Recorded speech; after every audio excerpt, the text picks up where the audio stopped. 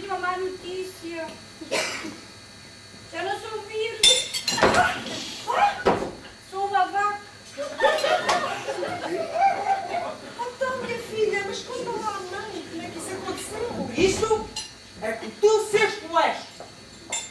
Por te vestires como uma puta barata e te arreganhares para o primeiro imbecil que chega aqui a casa, claro que isto tinha que acontecer. Com os belos exemplos que a menina tem aqui todos os dias. Não pode ser que eu estou a ouvir.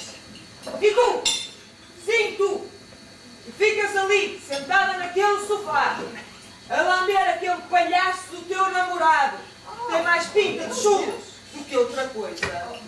Tudo na frente da menina! Ah, é? Pois agora senta-te aí que vais ouvir isso, seu idiota!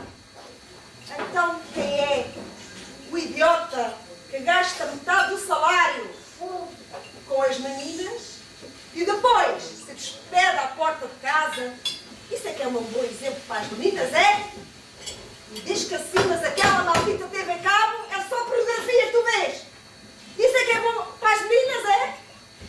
E digo-te uma coisa, depois vês esses filmes, não sei que filmes é que se esses são, pornografia, não entendo nada disso, não entendo o que é isso, nem conheço essa palavra, tão pouco, mas sei que vai enfias